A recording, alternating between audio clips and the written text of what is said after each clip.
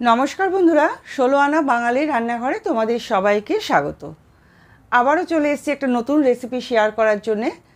আমরা তো প্রত্যেকেই ঢ্যাঁড়স আলু ভাজা খেয়ে থাকি। আজকে তোমাদের ঢ্যাঁড়স আলুরই একটা নতুন রেসিপি শেয়ার করব। এই জন্য আমি এখানে বেশ কিছুটা ঢ্যাঁড়স নিয়েছি। ঢ্যাঁড়সটাকে দেখো ছোট ছোট করে কেটে নিচ্ছি। একঘেয়েমি ঢ্যাঁড়স আলু ভাজা খেতে খেতে যখন ভালো লাগবে না, তখন এই রেসিপিটা তোমরা ট্রাই করতে পারো। আর এই রেসিপিটা কিন্তু রুটি পরোটার সাথে খেতে ভীষণ ভালো লাগে। তোমরা দেখতেই পাচ্ছ ঢ্যাঁড়সগুলোকে আমি ছোট ছোট করে কেটে নিচ্ছি। আর ঢ্যাঁড়সগুলো কিন্তু কাটার আগে আমি ধুয়ে নিয়েছি।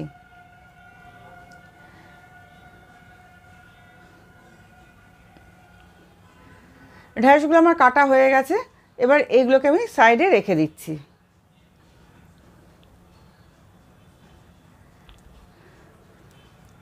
আমি দুটো মিডিয়াম সাইজের আলু নিয়েছি। এবার আলুটাকেও আমি ছোট ছোট করে কেটে নেব।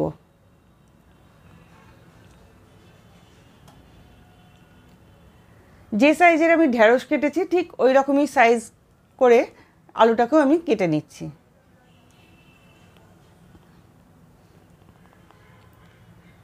চলো সব কিছু কেটে নিয়ে আমি আবার ফিরে আসছি। আমার সমস্ত কিছু কাটা হয়ে গেছে। এখানে পেঁয়াজ কেটে নিয়েছি একটা মিডিয়াম সাইজের, টমেটো নিয়েছি, রসুন নিয়েছি 3 কোয়া, কাঁচা লঙ্কা, লেবু। আর আলুটা তো দেখতেই পেলে যে আমি ছোটো ছোটো করে কেটে নিয়েছি। এখন কড়ার মধ্যে আমি দিয়ে দিলাম 2 টেবিল চামচ সর্ষের তেল। তেলটা আমার গরম হয়ে গেছে। সবার প্রথমে আমি আলুটাকে ভেজে দিচ্ছি। আলুটা দিয়ে দিলাম।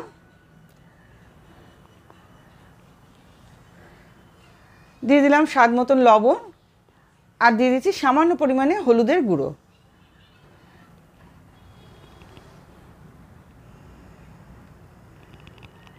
এবার নাড়াচাড়া করে আলুটাকে একটু ভেজে নেব।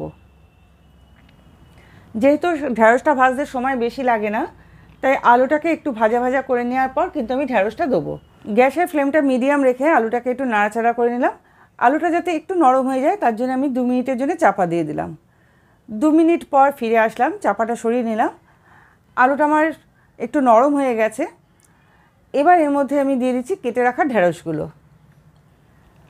ঢ্যাঁড়সগুলো দেওয়ার পর আবারও নাড়াচাড়া করে নিলাম আলুর সাথে। ঢ্যাঁড়সটাকেও একটু ভেজে নেব। আলুর সাথে ঢ্যাঁড়সটাকে ভালোভাবে মিশিয়ে দেওয়ার পর আবারও আমি 2 মিনিটের জন্য চাপা দিয়ে দিচ্ছি, যাতে ঢ্যাঁড়সটা একটু নরম হয়ে যায় আর আলুটা যে শক্ত রয়েছে সেই আলুটাও নরম হয়ে যাবে। 2 মিনিট পর আবার চাপাটা খুলে নিলাম। ঢ্যাঁড়সটা আমার ভাজা হয়ে গেছে। ঢ্যাঁড়স কিন্তু বেশি ভাজবো না, কারণ বেশি ভাজলে কিন্তু ঢ্যাঁড়সটা শক্ত লাগে।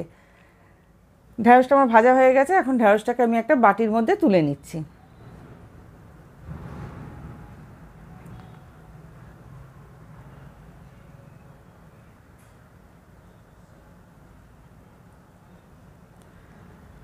ঢ্যাঁড়সটা তুলে নেওয়ার পর কড়ার মধ্যে দিয়ে দিলাম আবারও 1 টেবিল চামচ মতন সর্ষের তেল।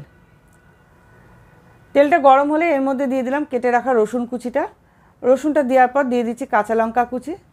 রসুন আর কাঁচা লঙ্কাটা একটু ভাজা হয়ে গেলে এর মধ্যে আমি দিয়ে দিলাম কেটে রাখা পেঁয়াজটা। পেঁয়াজটা দেওয়ার পর একটু নাড়াচাড়া করে ভালোভাবে মিশিয়ে নিলাম। গ্যাসের ফ্লেমটা কিন্তু আমি মিডিয়াম ফ্লেমেই করছি। এখন এর মধ্যে দিয়ে দিচ্ছি সামান্য পরিমাণে লবণ। তবে খেয়াল রাখতে হবে আমি কিন্তু ঢ্যাঁড়স আলু ভাজার সময়ও লবণ দিয়েছি।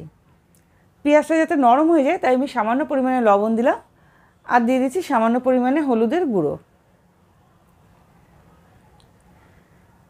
এবার পেঁয়াজটা একটু নরম হয়ে যাওয়া পর্যন্ত এটাকে ভেজে নিতে হবে। তবে পেঁয়াজ একদম লাল করে ভাজবে না। পেঁয়াজটা যাতে কালারটা চেঞ্জ হয়ে যায়, হালকা নরম হয়ে যায়, সেই অবধি এটাকে ভেজে নিতে হবে। দেখো ঠিক এই পর্যায়ে অবধি পেঁয়াজটাকে আমি ভেজে নিলাম। এর থেকে বেশি ভাজবো না। এখন এর মধ্যে আমি দিয়ে দিচ্ছি 2টো ডিম। ঢ্যাঁড়স আলুর পরিমাণটা যদি একটু বেশি হয় তাহলে ডিমের পরিমাণটা একটু বাড়িয়ে দেবে। 2খানা ডিম দেওয়ার পর পেঁয়াজ রসুনের সাথে ভালোভাবে মিশিয়ে নিয়ে ডিমটাকে আমি ঝুরি করে নিচ্ছি।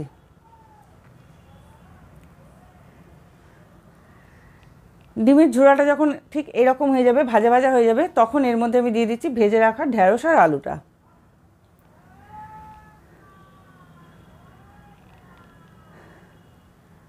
এবার এর মধ্যে আমি দিয়ে দিচ্ছি একটা ম্যাগি মশলা। এই ম্যাগি মশলাটা দেওয়ার জন্য কিন্তু এই ঢ্যাঁড়স আলু ভাজার স্বাদটা কিন্তু দ্বিগুণ হয়ে যাবে। ম্যাগি মশলাটা দিয়ে দিলাম। এবার ভালোভাবে সব কিছু মিশিয়ে নিচ্ছি।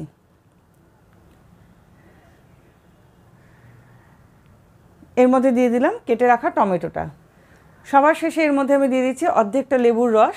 এই লেবুর রসটা দেওয়ার ফলে কিন্তু ঢ্যাঁড়স আলু ভাজাটা খেতে একটু চটপটা হবে এবং ভীষণই ভালো লাগবে। এখন সব কিছু নাড়াচাড়া করে একটু মিশিয়ে নিচ্ছি।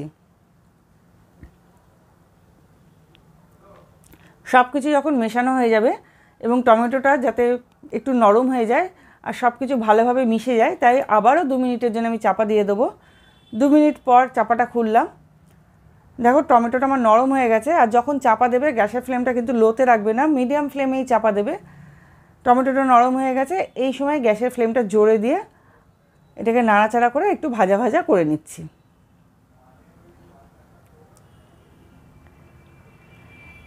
ঢ্যাঁড়স আলু ভাজা তো আমরা প্রত্যেকেই বাড়িতে খেয়ে থাকি। একবার এইভাবে ঢ্যাঁড়স আলু ভাজা রান্না করে রুটি বা পরোটার সাথে খেয়ে দেখবে, ভীষণই ভালো লাগে। অনেকেই আছে ঢ্যাঁড়স খেতে পছন্দ করে না, তাদের উদ্দেশ্যে বলছি একবার এইভাবে করে খেয়ে দেখো, আশা করি তোমাদের ভালো লাগবে।